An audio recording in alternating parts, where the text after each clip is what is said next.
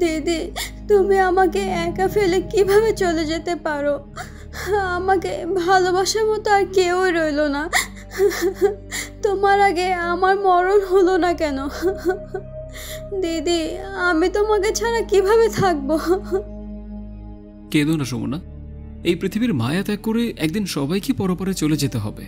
এই ক্ষণস্থায়ী পৃথিবীতে কেউ থাকতে পারবে না। কারো সিরিয়াল আগে, কারো সিরিয়াল পরে। একদিন সবাইকে মৃত্যুর স্বাদ গ্রহণ করতে হবে। হে আল্লাহ, তুমি আমাকে নিয়ে গেলে না কেন? আমাকে বাঁচিয়ে রাখলে কেন? মামুনি, আমি খালামণিকে দেখব, তাড়াতাড়ি চলো। এখন কান্না থামিয়ে তৈরি হয়ে নাও, হাতে বেশি সময় নেই। বিকেল 3টায় জানাজার নামাজ পড়ে লাশ দাফন করতে হবে। দেরি করো না, তাড়াতাড়ি তৈরি হয়ে নাও। শ্বশুর শাশুড়ির মৃত্যুর পর এটা আমার দ্বিতীয়বার শ্বশুর বাড়িতে যাওয়া। আমার শাশুড়ি ছিলেন বড্ড ভালো মানুষ। শুনেছি ভালো মানুষ নাকি বেশি দিন বাঁচে না। আমার শাশুড়ির ক্ষেত্রে সেটাই সত্যি হলো। হঠাৎ বুকে ব্যথা, কিছুক্ষণের মধ্যেই দুনিয়া থেকে বিদায়। তিনি মারা যাওয়ার পর ওই বাড়িতেই থাকতেন আমার বউয়ের বিধবা বড় বোন। বড্ড ভালো মানুষ তিনিও, কিন্তু তার ভাগ্যটাই খারাপ। একে একে 2 জন স্বামী মারা গেলেন বিয়ের কিছুদিনের মধ্যেই। কিন্তু তার জীবনে যে কেন এমন ঘটনা ঘটল আমি এখনো বুঝতে পারিনি। এরপর বেচারি আর কখনো বিয়েই করেননি। সব সময় একা একাই থাকতেন আর মা বাবার খেদমতে নিজেকে খুব ব্যস্ত রাখতেন। অনেক জায়গা থেকে বিয়ের প্রস্তাব আসলেও সে কখনোই বিয়ে করেননি। আজ হঠাৎ করে দুপুরে খবর পেলাম তিনি মারা গিয়েছেন। শ্বশুর শাশুড়ি মারা যাওয়ার পর আমার বউয়ের আপন বলতে এই একজন বোনই ছিলেন। একে একে নিজের সব আপনজন হারিয়ে আমার বউ একদম ভেঙে পড়েছে। বুঝতে পারছি না কি বলে তাকে সান্ত্বনা দেব। দ্রুত রেডি হয়ে বাড়ি থেকে বের হলাম। ড্রাইভারের সাথে কথা বলে 500 টাকার একটা সিএনজি ভাড়া করে রওনা দিলাম। গাড়ির ভেতরে কান্নায় ভেঙে পড়লেন আমার স্ত্রী। শুনেছি বড় বোন নাকি মায়ের মতো। এখন বুঝতে পারছি কেন বলা হতো এই কথা। প্রায় 2 ঘন্টা একটানা গাড়ি চলার পর আমরা পৌঁছে গেলাম আমাদের গন্তব্যে। বাড়ির ভেতরে ঢুকতেই সে কি করুণ চিত্র। পুরো বাড়িতে কান্নার রোল পড়ে গিয়েছে। গাড়ি থেকে নেমে তার বোনের লাশ দেখা মাত্রই আমার বউ অজ্ঞান হয়ে গেল। সবাই ধরাধরি করে তাকে বিছানায় শুইয়ে দিলাম। এখন লাশের জানাজা দিয়ে দাফন করতে হবে। বাবা, আমি তোমার সাথে যাব। না বাবা, ওখানে অনেক মানুষ থাকবে আর তুমি ছোট মানুষ। এখন তোমার কবরস্থানে যাওয়া ঠিক হবে না। না বাবা, আমি যাব। তুমি আমাকে নিয়ে চলো। লাশ কিভাবে মাটি দেয় আমি দেখব। একবার বলছি না যাওয়া যাবে না, তারপরেও কেন বায়না করছো? হ্যাঁ ভাইজান, আজকে দিনে অন্তত ছেলেটার সাথে রাগ করবেন না। ও যেহেতু দেখতে চাচ্ছে, ওকে নিয়ে যান। শোনো বাবা, তোমার ভেতরে যাওয়া দরকার নেই। কবরস্থানের বাইরে দাঁড়িয়ে দেখবে, ঠিক আছে? আচ্ছা ফুপ্পি, ঠিক আছে। ওইদিকে কিছু মানুষ মিলে কবর খনন শেষ করল। সন্ধ্যা নামতে খুব বেশি দেরি নেই। লাশ গোসল করানো শেষ। দাঁড়িয়ে গেলাম সবাই জানাজায়। দ্রুত জানাজা শেষ করলাম। এখন লাশ কবরে রাখার পালা। আমরা 4 জন লাশ কাঁধে নিয়ে কবরস্থানের দিকে এগিয়ে যাচ্ছি।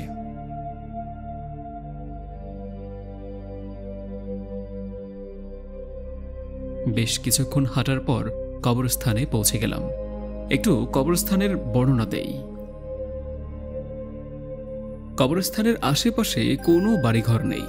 আমার শ্বশুরের বাবার 1 খণ্ড জমি ছিল এখানে।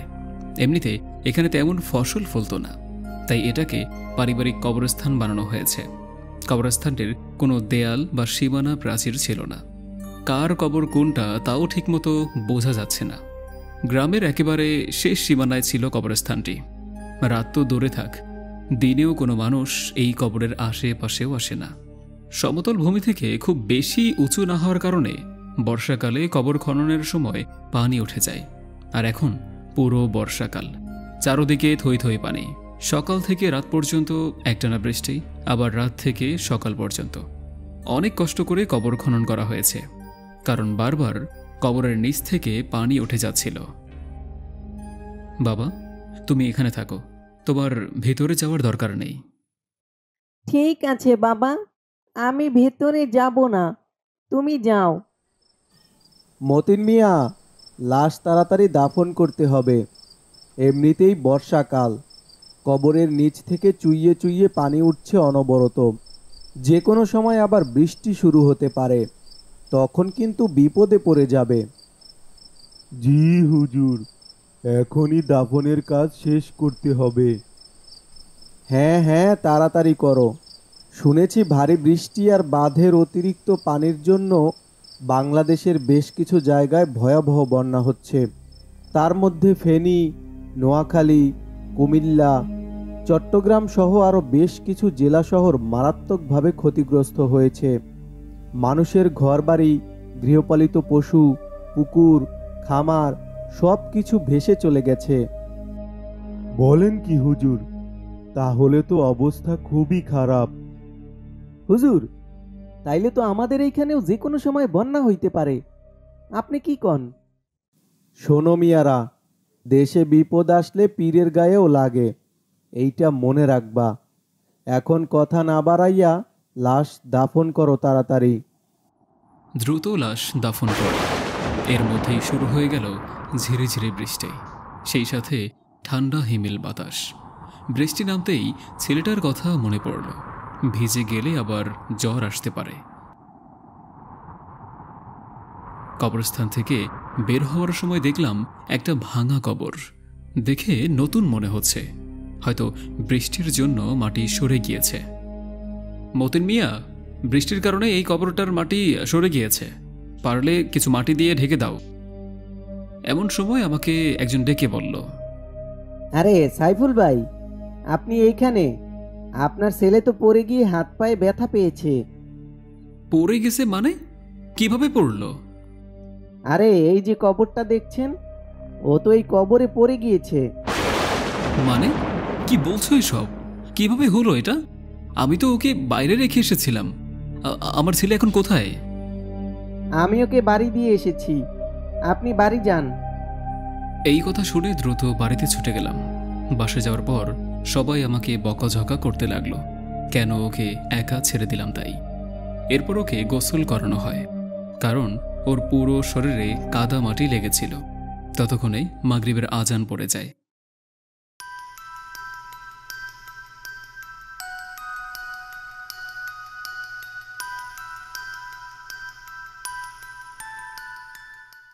আজান শেষ হওয়ার কিছুক্ষণ পরেই আমার স্ত্রীর জ্ঞান ফিরে আসে। তার সাথে কথা বলে আমি বাড়ি যাওয়ার জন্য রেডি হচ্ছিলাম, কারণ বাড়িতে গরু, ছাগল, হাঁস, মুরগি আছে। সুযোগ পেলে যে কোনো সময় চোর ডাকাত আসতে পারে বাড়িতে।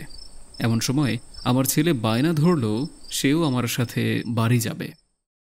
না বাবা, তোমার এখন যাওয়া লাগবে না, এমনিতেই সন্ধ্যা হয়ে গিয়েছে, আর তুমি তো তোমার হাতে ব্যথাও পেয়েছ। এখন তোমার আম্মুর সাথে থাকো। না বাবা, আমি যাব। এখানে সবাই কান্নাকাটি করছে, আমার ভালো লাগছে না। আর সত্যি কথা বলতে আমার অনেক ভয় করছে বাবা। মনে মনে ভাবলাম ওর মা এখন অসুস্থ, ছেলেটার দেখাশোনাও ঠিকমতো করতে পারবে না। আর রাতে আমি একা ঘুমাতে পারি না, মাঝে মধ্যেই একটা কালো অবয়ব আমার গলা টিপে ধরে, আমাকে মারতে চায়। তাছাড়া এতটা রাস্তা একা একা যাব, এসব ভেবে ছেলেকে সাথে নিতে রাজি হলাম। চিন্তা করো না, নিজের খেয়াল রেখো। এখন আসি আমি, রাত হয়ে যাচ্ছে।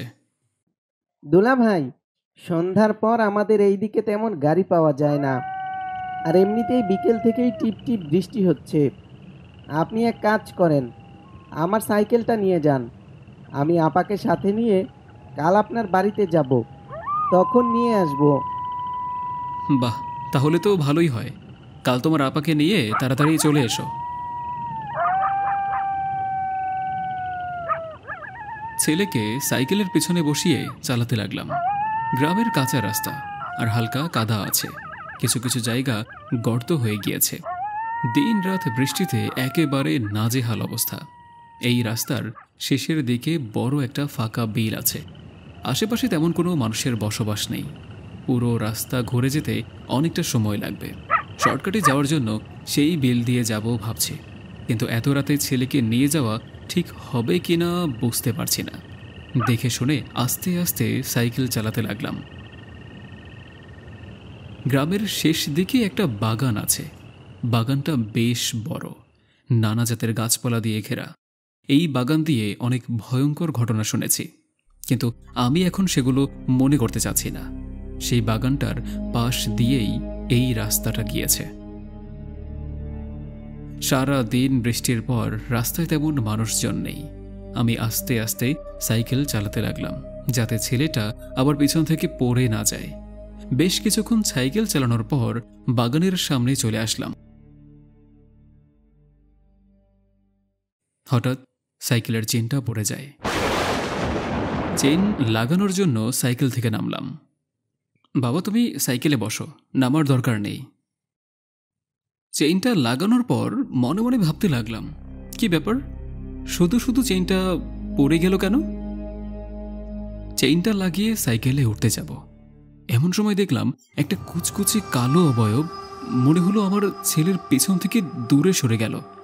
একটু ভয় পেলাম। কি ছিল এটা? ভৌতিক কিছু হচ্ছে নাকি ভাবছি এটা আমি। এমন সময় আমার ছেলের ডাকে আমার হুঁশ ফিরল। কি হলো বাবা, দাঁড়িয়ে আছো কেন? বাড়ি যাবে না? সাইকেলে উঠে আবারও চালাতে লাগলাম।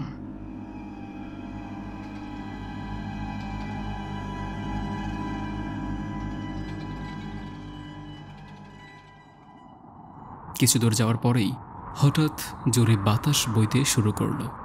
এত জোরে বাতাস বইতে দেখে আবারও মনের মধ্যে ভয়ের সঞ্চার হলো। বেশি কিছু না ভেবে সাহস নিয়ে সাইকেল চালাতে লাগলাম।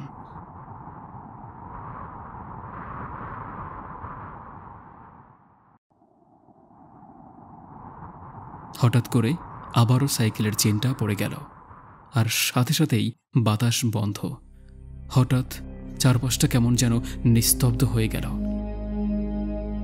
চারপাশে একবার তাকিয়ে সাইকেল থেকে নিচে নামলাম। ছেলেটাকে আবার বললাম, বাবা, তুমি সাইকেল থেকে নিচে নেমো না। ভয়ে ভয়ে দ্রুত চেনটা লাগিয়ে নিলাম। আবারও উঠে দাঁড়াতে দেখলাম একটা কালো অবয়ব আমার ছেলের পিছন থেকে দূরে সরে গেল। এইবার প্রচণ্ড ভয় পেয়ে গেলাম। প্রথমবার হয়তো ভুল দেখেছি, কিন্তু বারবার তো ভুল হতে পারে না। কিছুতেই বুঝতে পারছি না কেন এমনটা হচ্ছে। আমরা কি কোনো বদ জিনের পাল্লায় পড়েছি? হঠাৎ বাগানের দিকে চোখ পড়তেই দেখলাম একটা গাছের ডালে সাদা কাপড় পরে কেউ একজন বসে আছে, যার দেহ আছে কিন্তু মাথা নেই। আমাদের দিকে ঘুরে বসে আছে আর পা দোলাচ্ছে। ততক্ষণে ভয়ে আমার হাত পা জমে গিয়েছে। ছেলেটার কথা মনে পড়তেই নিজেকে সাহস দিতে লাগলাম, কারণ আমি যদি ভয় পাই তাহলে ছেলেটার ক্ষতি হবে। দ্রুত ছেলেটাকে পিছন থেকে সামনে নিয়ে আসলাম। সাইকেল না চালিয়ে পায়ে হেঁটে যেতে লাগলাম।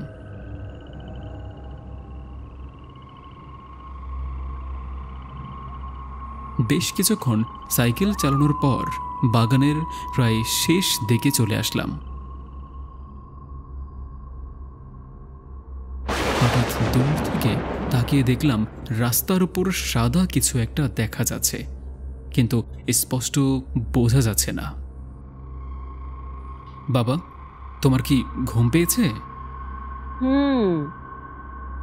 ঠিক আছে, তুমি চোখ বন্ধ করে আমাকে জড়িয়ে ধরে থাকো। আমি না বলা পর্যন্ত চোখ খুলবে না। আচ্ছা বাবা, ঠিক আছে।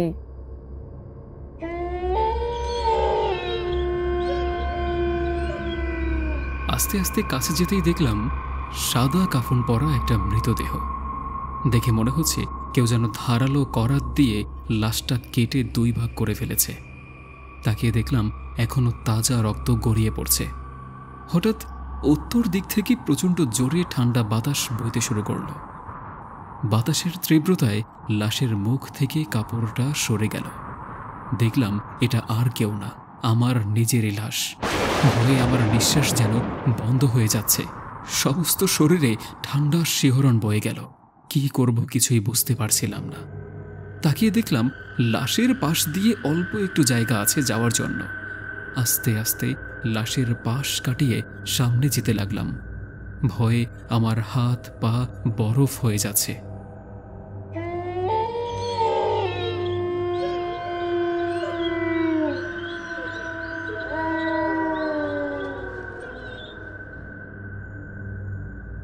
এই, তোমরা দুজন দাঁড়াও, আমাকে নিয়ে যাও। সেই কখন থেকে তোমাদের পেছন পেছন হাঁটছি, হাঁটতে হাঁটতে আমার পা দুটো ব্যথা হয়ে গেছে। একটু দাঁড়াও, আমাকে নিয়ে যাও। শুনলাম পিছন থেকে আমার স্ত্রীর কণ্ঠে আমাদের ডাকছে। পেছন ঘুরে তাকানোর মতো সাহস পাচ্ছি না। শুনেছি রাতে এমন কিছু হলে নাকি পিছন ফিরে তাকাতে নেই। এমন সময় আবারও সেই কণ্ঠের ডাক। এই শোনো, তোমরা কি আমার কথা শুনতে পাচ্ছ না? দাঁড়াও, আমাকে নিয়ে যাও। বাবা, তুমি কি মায়ের ডাক শুনতে পাচ্ছ না? দাঁড়াও, আমরা সবাই একসাথে যাই। বাবা, ওটা তোমার মা না, তুমি আমাকে শক্ত করে জড়িয়ে ধরো। এটা বলেই সাইকেলে উঠে জোরে চালাতে লাগলাম। শরীরের সমস্ত শক্তি আর মনের সাহস দিয়ে সাইকেল চালাতে লাগলাম। পেছন থেকে কর্কশ কণ্ঠে ভয়ঙ্কর আত্মচিৎকার শুনতে পেলাম, সেই সাথে ঝড়ো বাতাস।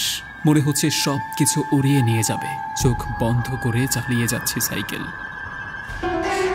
হঠাৎ সামনে তাকাতেই দেখলাম কেউ একজন আসছে, আর নিজেকে নিয়ন্ত্রণ করতে পারলাম না।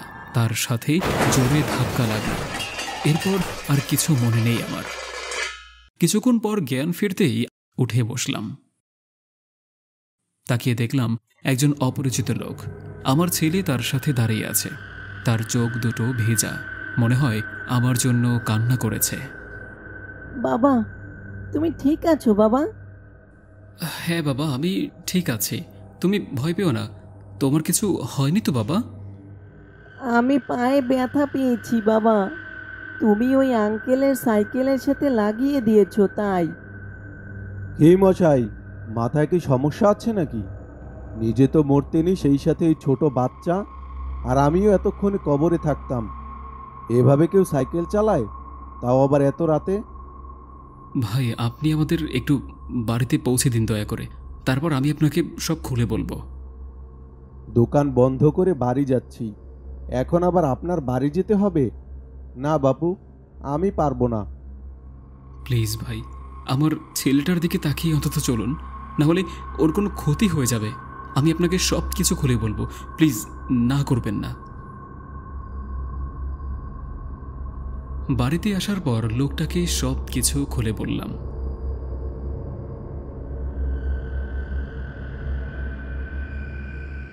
আমি তো ওই রাস্তায় সব সময় চলাফেরা করি, তাও আবার গভীর রাতে। কই, আমি তো এমন কিছু দেখলাম না। যাই হোক, আপনি লাশ দাফন করে এসেছেন, তাই হয়তো ভুল কিছু দেখেছেন। পারলে একজন হুজুরের কাছে যান, আর ছেলেটাকেও নিয়ে যান। এখন আসি আমি। রুমে ঢুকে ছেলেটাকে ঘুম পড়িয়ে দিলাম। ছেলের বুক পকেটে হাত পড়তেই মনে হলো ভেতরে কিছু একটা আছে। বের করে দেখলাম মানুষের হাতের কাটা আঙুল। এটা থেকে ভয় আরো বাড়তে লাগলো। এটা কিভাবে ওর পকেটে আসলো? কিছুক্ষণ চুপ করে ভাবতে লাগলাম। একটু পরেই মনে হলো আমাদের বাড়িতে অনেক মানুষের সমাগম। কেমন যেন ফিস ফিস শব্দ আসছে চারদিক থেকে।